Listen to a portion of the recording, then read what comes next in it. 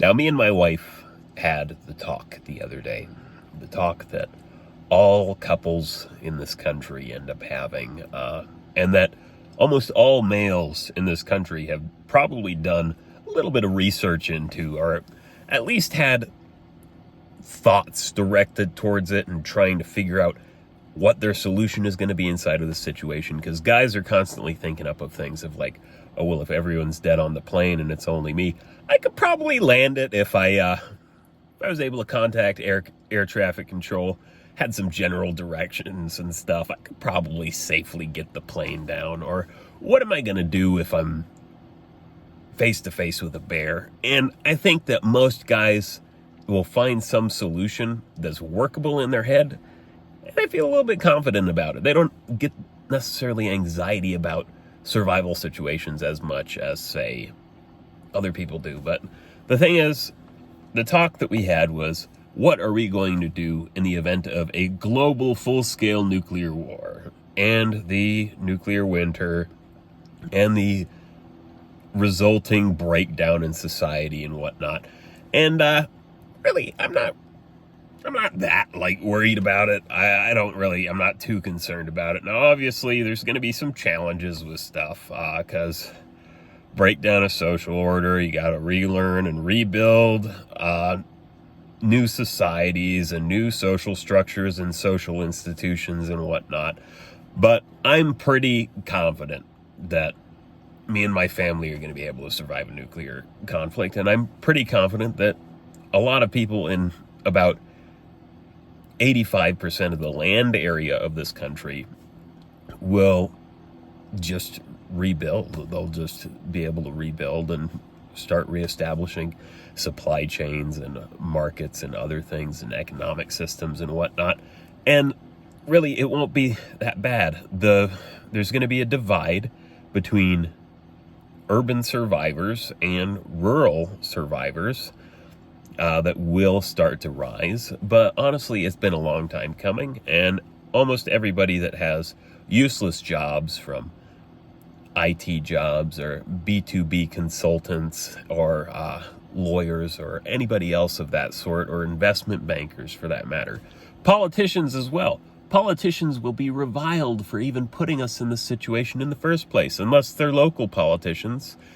The closer you get to the level of the decision making that was necessary to put the country into a nuclear conflict, the more hated you're going to be.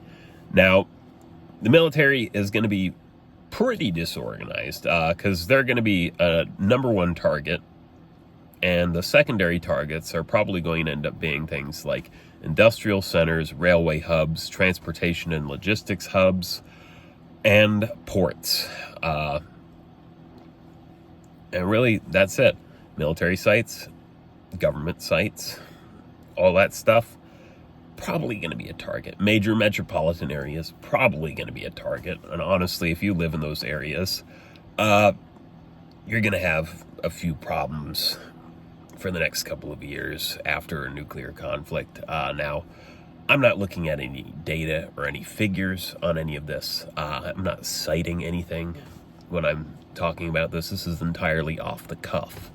But really, I have faith in humanity's adaptability and humanity's innovation in new situations and humanity's tendency towards cooperation when people need it the most. I think that a good tragedy always gets people together.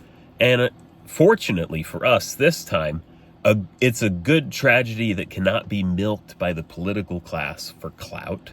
And all of the influencers will probably be dead. They will have no clue how to survive in a nuclear apocalypse. And that's their problem. Now, of course, there's going to be problems with, like, medicine supply chains and other things like that. So people with conditions that require them to take meds are going to have a harder time. Now, I have disorganized schizophrenia, but I can work hard and I can still work and whatnot. I'm just not that good in terms of like thought organization or anything else like that. But the thing is that what people forget about insanity and like a lot of psychiatric disorders is that before there were states and polities and stuff like that, when human life was more centered in villages and other things, crazy people were just part of the community. Like, you'd be walking down the dirt path with your buddy, and you'd be like, oh, this guy's saying that he's the emperor of the moon, or that he's invented a new language and saying a bunch of crazy things. Let's go see what happens if we get him a drink. Oh yeah, we'll give him bread and stuff. That's fine. Like, the average person's reaction to insanity is different from like when it's a threat to the social order or the political power of elites and other things like that. And historically, once there was like doubt being imbued in the people by crazy people towards authority figures and other things like that, that is when it became a thing where, oh, well, we're going to have a solution. That's crazy talk. Well, we could just execute them, or we could just, we're going to do the humanitarian thing and just lock them in cages and whatnot. But villages didn't have that. They just had the crazy people walking around doing their crazy thing, living their own lives. They didn't really care. So really, if you have a psychiatric disorder from depression or bipolar disorder or anything else like that, you're going to be reincorporated in the community pretty quickly. As long as you can basically work, and as long as you're fascinating and provide something kind of culturally in terms of, or socially, people will be fine with you. They'll be fine. They won't care. So those people are going to have the easiest time reintegrating. But the people that are going to have the most difficult time integrating or dealing with a major catastrophe are going to be people that are dependent on the medical system for like actual physical survival. Because a psychiatric disorder isn't going to start shutting down your organs or make you go blind or anything like that. So, of course, the biggest people at risk are going to be the people that are like diabetic or other things like that. Obviously, life expectancy for everyone is going to go down, but especially for people that have pre-existing conditions, it's going to be a problem. So really, the only thing that you're going to be able to do if you're like type 1 diabetic or anything else like that is really just avoid all sugars as much as possible and try to adapt as much as possible to the possibility that you're going to lose your vision. That's it. I'm not a medical expert, but really start researching what you'd have to do if there was a supply chain disruption, or if you had to go a long period of time without insulin or other things like that, or you couldn't check your blood pressure or your blood glucose levels on a daily basis. Now, of course, there's going to be vulnerable people that are going to be impacted by this, but really, I don't think that, obviously, nothing's going to be handicap accessible anymore. Neurodiverse people are going to either have a hard or an easy time adapting to the new normal, but they aren't going to die. And as long as they can do something, they'll become a valued member of the community. I don't really see anything wrong happening. So with a total breakdown in social organization, human beings are going to try to establish order as quickly as possible. And so there's going to be about a month or two of absolute pure chaos and panic. The cities, what's left and the survivors are going to move out into the countryside and have to reintegrate into new communities. They may or may not be welcome. It's whatever. Like, basically, as long as you can go and work and go do physical work, and because that's going to be the only thing that you're going to be able to trade in exchange for goods and services, is you're going to have to work. You're going to have to do physical jobs. You're going to have to be cutting down wood, go fetching buckets of water. You're going to have to be plowing fields and whatever else. And you're going to be judged based on your actual utility in a civilization that has no electricity or really any like hydrocarbon fuel sources other than just biomass and other things that can be readily available. Now, obviously, the only way that you can really prepare for that few months where it's going to be a little bit chaotic and a little bit crazy for a little bit, really, you're going to have to stock up on shelf-stable food. There's going to be no electricity, so your refrigerator is not going to work. Supply chains are going to be disrupted. You can't just go down to the store and go buy stuff. And really, honestly, you want to be prepared before anything happens, because you don't want to be there with 15 minutes worth of warning from the time the sirens go off and you're getting a text message, trying to run down to Walmart with the 10,000 other yahoos that are down there rioting. In fact, your chance of dying is probably going to be higher there than it will be in the immediate blast zone of a nuke going off. Now, the majority of the weapons that China and Russia have are anywhere from about 500 kilotons to about 700 kilotons for the MIRVs that they have on their ICBMs. So really, maximum blast radius, I'd say, is maybe 7 to 10 miles. That's going to be a danger zone. There's going to be, you can get your eardrums blown out. There could be damaged buildings and other things like that. And obviously, damage is going to be a little bit worse the closer you are to the hypocenter. If you're in the hypocenter, you don't even have to watch this video. You're probably going to be dead. And if you survive the heat and everything else like that, you're probably going to die from radiation poisoning from the neutron and gamma ray exposure. Now, if your building survives and if everything else is going right, the moment that you hear the sirens, first thing that you should start doing is running your bathtub.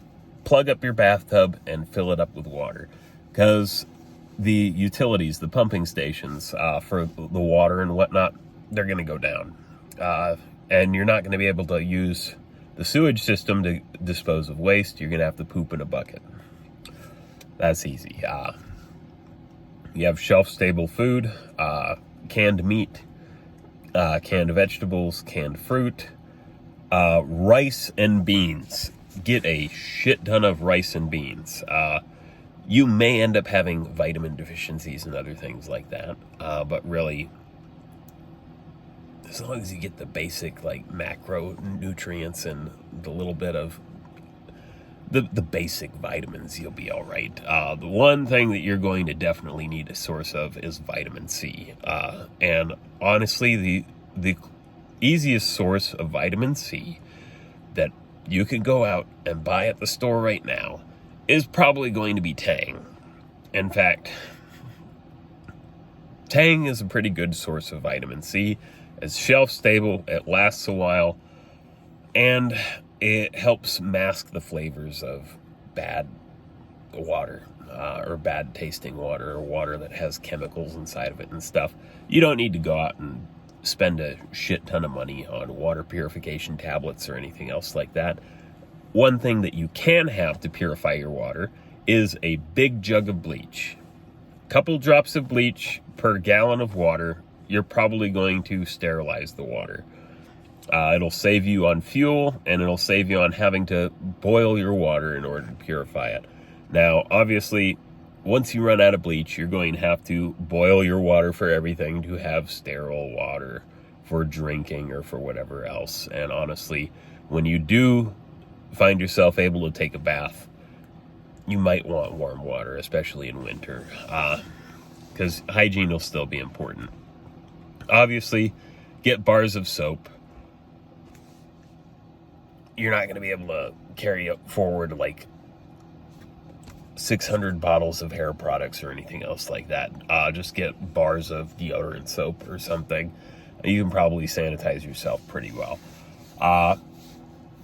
If you live outside of the blast zone, you're going to have to contend with fallout, especially if you're downwind from whatever the prevailing winds are in your general area. And winds for the eastern half of the country from the Rockies east are generally flow west to east. And if you're on the west coast, honestly, I don't even know what direction the winds go over there. Figure out what the prevailing wind directions are inside of those areas. But I live in an area that is outside of a blast zone, but is, I guess, kind of downwind from a major military installation. It's a little distance away. It's over in Lawton. I live in Norman. There's a military installation, Fort Sill. I went to basic training there. That is probably going to be a target. They're probably going to target Lawton and Fort Sill. And I'm going to be completely honest, if Lawton gets completely leveled by even a megaton bomb, nothing of value is necessarily lost with losing the city of Lawton. Obviously, lives will be lost, but nothing too important is getting lost over there.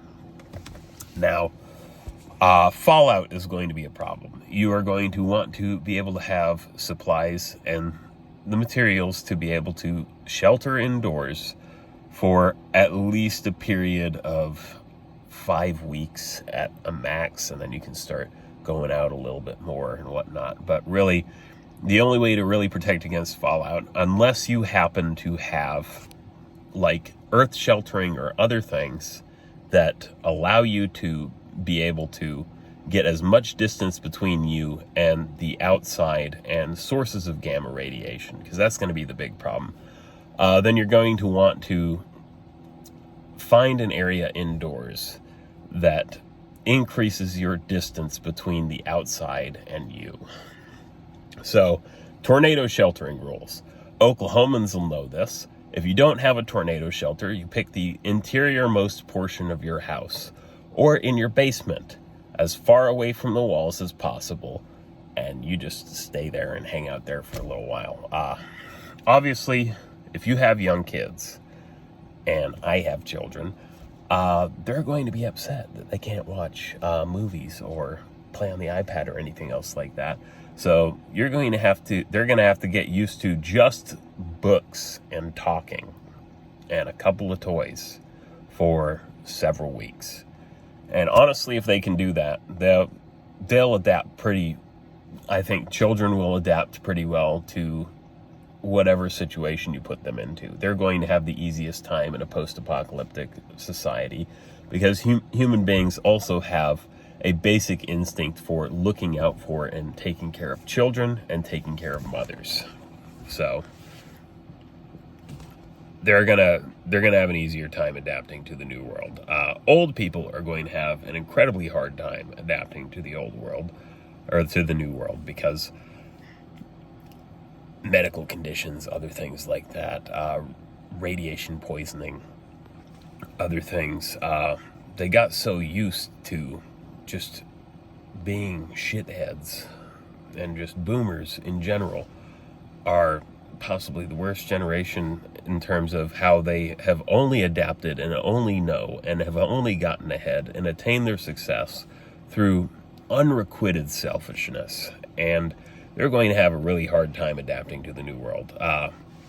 Gen X, I don't know, maybe. Millennials and Gen Z are probably going to be the ones that are doing most of the work. They're going to be the ones doing the most of the work for like physical labor and other things like that. Generation Alpha is going to get raised into a situation where they have to do work and they have to do things, and that's all they're going to know. That's what they're going to come up with, and that's what they're going to know.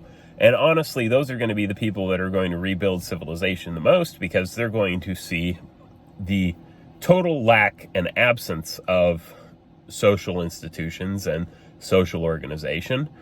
And when it started to piece itself back together, they're going to have something new to value, because they got to see what it's like without it, and they get to see the value and utility of having it. So the first level of social organization that is going to reorganize is going to be local governments, local and county governments. For authorities, the closest thing that you're going to have is police departments and the sheriff's department trying to establish order and trying to basically continue to do their job in whatever areas they happen to be in, and whatever militias and deputies happen to be working in their employ or be affiliated with them or allied with them. So another social organization that's probably going to regroup very, very quickly. And honestly, if you aren't a part of one already, you might as well start going to one, because that's going to be all you have. You're not going to have Social Security or anything else to fall back on. You're only going to have churches.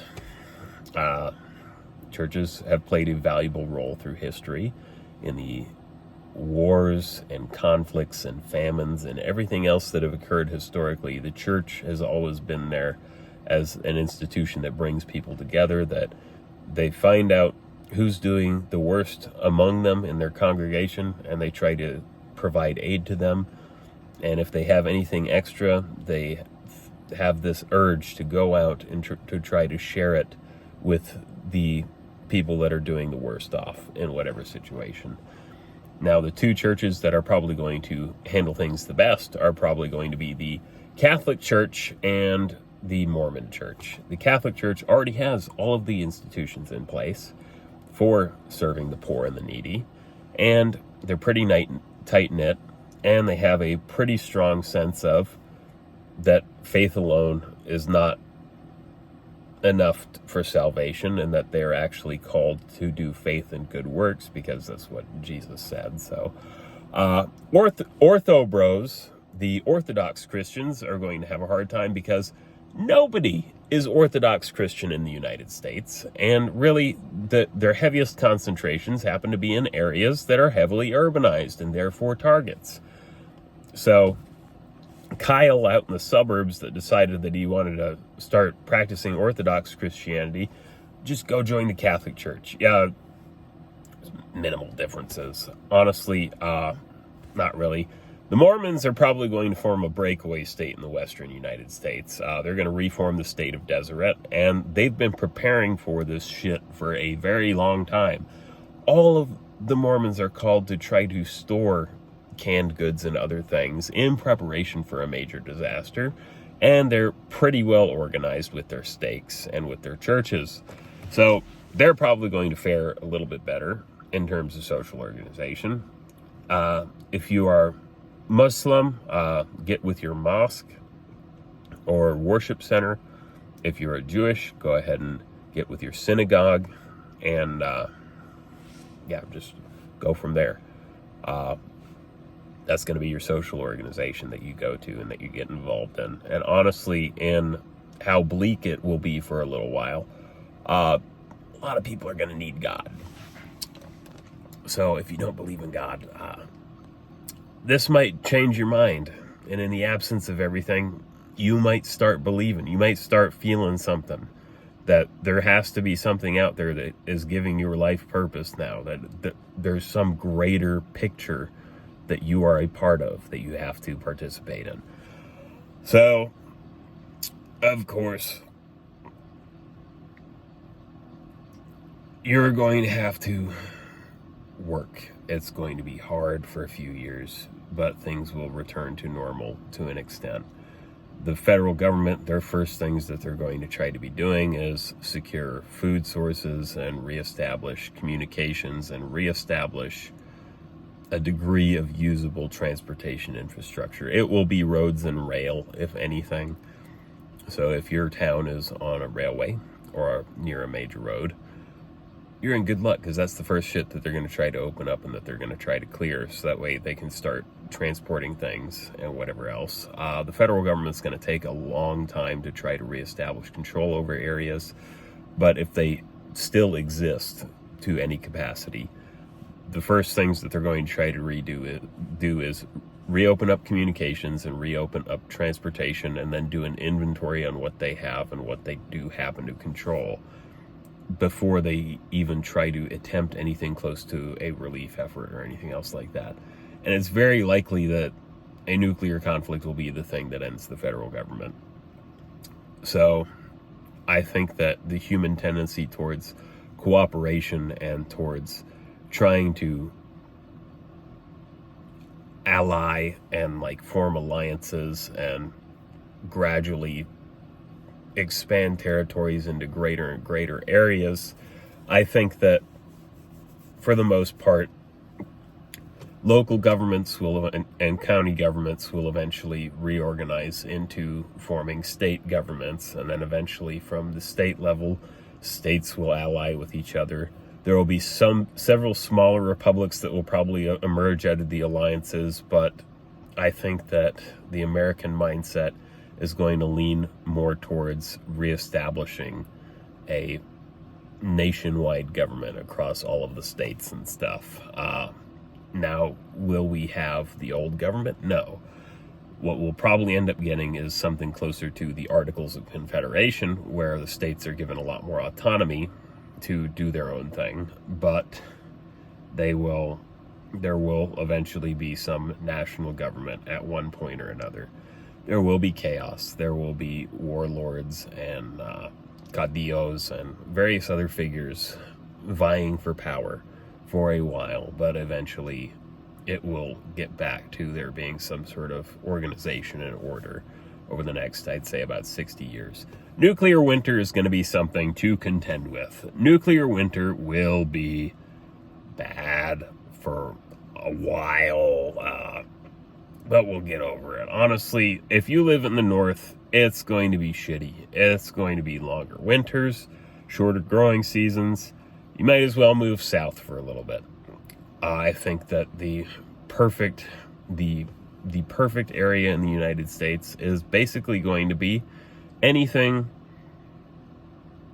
on the Mason-Dixon line or south. You'll probably do all right. Oklahoma already has shitty cold snaps, but for the most part, it's going to be warmer than the rest of the country mid-year. I mean, we aren't going to see 100-degree days probably for a while, but we're probably going to see summers that are roughly it's going to be like a upstate New York summer or something. I don't see global temperatures being dropped that heavily by a nuclear conflict. I'm not too worried about it. The best part is that if it's limited exchange between just the United States and one other country, the whole rest of the world's going to exist. They're going to try to send aid and try to rebuild things. And honestly, things will be quicker. It's going to be difficult. People are going to be mad about the aftermath of a nuclear conflict. But as long as not all of the world is targeted and only some of the world is targeted, people will probably have a tendency towards trying to provide aid or do things. Now, they might expect something in return, like not necessarily territorial concessions, but like resource concessions and other things like that, or debt forgiveness, or any other number of things. Now, one thing is for certain. If you are rich, it will be completely worthless. The money's not going to be worth anything. If you are a gold bug or a silver bug, that will be useful if you can hold on to it until social control is reestablished and towns start trading with one another and necessitating the storage of grain and the exchange of food and other things in exchange for precious metals. But for the most part, the only things that are going to be valuable are the things that have actual utility, immediate value, and use cases. So commodities like food and water, commodities like fuel, and finished goods like bullets, gunpowder, number of different chemicals. Alcohol is going to be a big bartering item, and so is tobacco. Honestly, I think that those two are going to be pretty useful. Finished goods like clothing and tools and other things like that. Really, that's what you're going to have to adapt to. You're going to have to find some vocation to do in the aftermath of a nuclear conflict, whether it's sewing or operating a loom or what's the word for it? Something involving agriculture, whether it's animal husbandry or tanning, leatherwork, milking cows, plowing fields, learning how to make cheeses, other things like that. Those are going to be more useful. If you're out in a rural area, you're going to have to relearn how to do canning and other food preservation techniques, and you're going to have to start getting used to growing your own food for a few years. But for the most part, once markets get reestablished, which will probably be one of the fastest economic institutions that get reestablished, you're going to be able to barter for everything else that you need, and you can start focus on specializing in specific crops that have actual use cases while growing food for yourself. And that's it. That's what I have to say about a nuclear conflict. I don't really have too many worries about it. But anyway, y'all have a good day.